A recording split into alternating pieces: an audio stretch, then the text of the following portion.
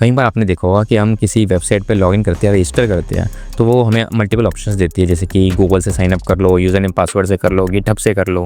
और let's suppose हम Google से अगर लॉगिन करते हैं तो उसके गूगल पे क्लिक करते ही हमें एक नई विंडो सी आ जाती है जिसमें हमें अपने गूगल अकाउंट को लॉगिन करना होता है। सो जो ट्रेडिशनल वे था हैकिंग करने का वो बेसिकली था, जिसमें बेसिकली जो हैकर है वो एक नई ऐसी विंडो बनाता था, ऐसे एक यूआरएल बनाता था जो कि लेट्स सपोज accounts.google.com है, उसकी जगह accounts.google जिसमें GOO की जगह G00 हो, इस तरीके की कोई वेबसाइट से एक बनाया था। उसमें एकदम फेक क्लोन होता था उसी लॉगिन पेज का ही, जो गूगल का नॉर्मल लॉगिन पेज होता है उसी का क्लोन होता था।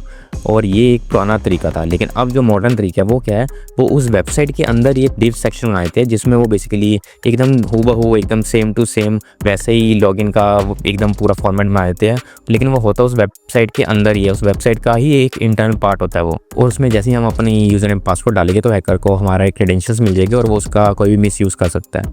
इसमें बेसिकली एक बहुत ही ईजी तरीका होता है पता लगाने का। अगर आप ऑल टैब दबाओगे तो जनरली क्या होता है, जो प्रीवियस विंडो होती है वो ओपन होती है। बट इस केस में क्या होगा, लेट्स सपोज ऑल टैब हमने दबाया तो प्रीवियस विंडो ओपन होगी, लेकिन अगर तो वो नई एक विंडो होती जो कि ओरिजिनल एक्चुअल गूगल का साइन अप पेज होता, उस केस में क्या होता, हमारी जो वेबसाइट है वो ओपन होती। लेकिन इस केस में कोई और ही वेबसाइट जो हमारी पिछली खुली थी वो ओपन होगी। या फिर आप उसको ड्रैग एंड ड्रॉप कर सकते हैं और उसको देखोगे कि भाई वो ड्रैग एंड ड्रॉप होगा ही नहीं, क्योंकि वो उस पेज का ही पार्ट है, ना कि एक नई सेपरेट विंडो। लगेगा ऐसे कि एक सेपरेट विंडो है बट वो सेपरेट विंडो नहीं होती। For more cyber security tips don't forget to follow.